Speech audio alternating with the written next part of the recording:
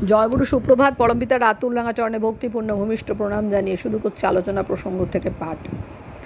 শশী ঠাকুর রাত্রে গোলতাবুতে এসে বসেছেন। হাউজারম্যানদা, হেনরি প্রভৃতি উপস্থিত। কমিউনিজম সম্বন্ধে কথা উঠল। শশী ঠাকুর: সমাধান হতো নিম্নবর্ণের মেয়েদের যদি উচ্চবর্ণের পুরুষেরা নিত, আর ধনীরা যদি তাদের ঐশ্বর্য দিয়ে গরিবদের পোষণ দিয়ে যোগ্যতর করে তুলতে চেষ্টা করত। হাউজারম্যান ও প্রফুল্ল দুজনে দোভাষীর কাজ করছিলেন। হেনরি: এতে সময় নেবে।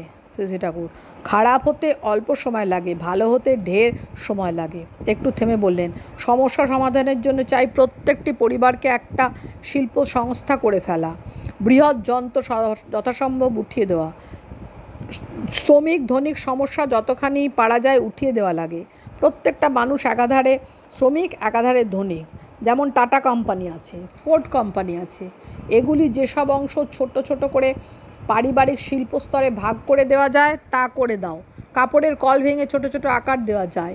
সুতা কাটা, বোনা ইত্যাদি বিভাগ করে বহু বাড়িতে পারিবারিক শিল্প গজিয়ে তোলা যায়। হাউজারম্যানদা: বড় তো লাগেই। যেটা করে অপরিহার্য ক্ষেত্রে বড় থাকুক, কিন্তু ছোট শিল্পের উপর জোর দিতে হবে। এক সময় কত ভালো ভালো বড় বড় কাজ করতো। পারিবারিক শিল্প বাড়লে ধর্মঘট থাকে না, শ্রমিক নিজেই ধনিক হয়ে পড়ে, দ্বন্দ্ব আর থাকে না, যার যেমন যোগ্যতা সে তেমন বড় হয়। কেষ্টদা: ধনিক যদি লোভী হয় ও শোষণ করে? শশী ঠাকুর: এফিসিয়েন্সিকে আপনি দাবিয়ে রাখবেন কি করে? আর প্রত্যেকের যোগ্যতা অনুযায়ী কাজের সুযোগ তো থাকবেই। একমাত্র বর্ণাশ্রমেই সামঞ্জস্য আনতে পারে। তাতে প্রত্যেকেই স্বকীয় অকুপেশন নিয়ে এফিশিয়েন্টলি দাঁড়াবে। তার যদি এফিসিয়েন্সি থাকে, তাকে অন্যে শোষণ করার সুযোগ পাবে কমই। বেকারত্বের বালাইও থাকবে না, বিভিন্ন বর্ণের মধ্যে পারস্পরিক সহযোগিতাই থাকবে। মনমথদা: গোড়ায় বৈশ্যদের বিশ্বাসঘাতকতার দরুনই তো দেশের এ দুর্দশা। বৈশ্যের কাজ অন্যের জানা থাকলে তো এ দুরবস্থা হতো না। কেষ্টদা: তাই তো প্রয়োজন বিভিন্ন বর্ণের কাজের অন্তর্যোগ। প্রত্যেক বর্ণ নিজের কাজ প্রধানত করে অন্য বর্ণের কাজগুলিও চর্চা করবে। শশী ঠাকুর: দ্রোণাচার্য বিপ্র হয়ে যেমন ক্ষত্রিয়ের কাজ জানতেন ও শেখাতেন। মনমথদা: একটা নিখুঁত বিধান ভেঙে যখন এই অবস্থার পরিণত হলো, তখন তার পুনরুদ্ধার করে লাভ কি?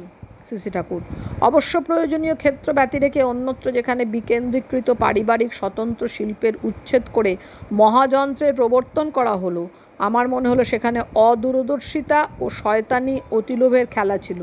এটা ঠিক হয়নি, এর প্রতিকার করা লাগে। মানুষ যখন ইন্দ্রিয় পরায়ণতা ও বৃত্তি উপভোগ বড় হয়ে ওঠে, তখন আর বিকামিং বড় থাকে না। সবই আছে, সবই করা যায়, অভাব শুধু উপযুক্ত মানুষের। পরমপিতার জন্য যারা কষ্ট স্বীকার করতে রাজি নয়, তাদের দিয়ে এ কাজ হবার নয়।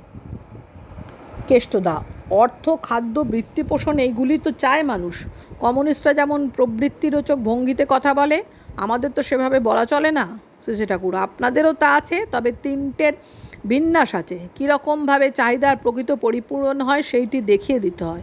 অসংযত হয়ে তো ভোগ হয় না, ভোগ করা যায় না। প্রবৃত্তির উপরে না উঠলে তার তলে পড়ে নিষ্পিষ্ট হতে হয়। নিষ্কৃতি বা আধিপত্যের বিমল সত্তাপোষণীয় উপভোগের কানাকড়িও মেলে না। যারা ঈশ্বরপ্রেমী, তারা ঈশ্বর ও তাঁর যা কিছু দান নির্লিপ্ত যথাযথভাবে উপভোগ করতে পারে। কিছু না পেলেও সন্তোষ তাদের নিত্য সাথী। কেষ্টদা: আমরা কীভাবে পরিবেশন করব? জনপ্রিয় পথে আদর্শ প্রতিষ্ঠানে টাকা ও মানুষের আমদানি হবে কি করে? শশী ঠাকুর: আমার সব দেওয়া আছে, সেইভাবে করবেন। দেওয়া আছে, না করলে কি হবে? বলতে পারেন প্রত্যেকটা মানুষ সব দিক দিয়ে উচ্ছল হয়ে ওঠে, যাতে তাই চাই আমরা। অপরকে দাবিয়ে বা ফাঁকিবাজি করে কেউ বড় হোক, তা চাই না আমরা। যার সত্তা সচ্চিদানন্দময়, সে অকারণে হীন হয়ে থাকবে কেন? অযথা কষ্ট পাবে কেন?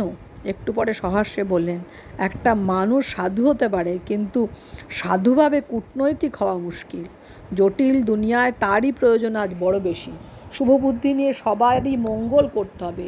কুশল কৌশলী হয়ে যেখানে যেমন করে কাজ হাসিল করতে হয় তাই করে। এরপর অনেকেই বিদায় নিলেন। এরপর শশী ঠাকুর রহস্য করে বললেন, আমি যে কিছু জানি তাই মনে হয় না, অথচ কথাও ফুরায় না। এক অশৈলী কাণ্ড, কে যে কওয়ায় তা ঠাহর পায় না। জয়গুরু বন্দে পুরুষোত্তম।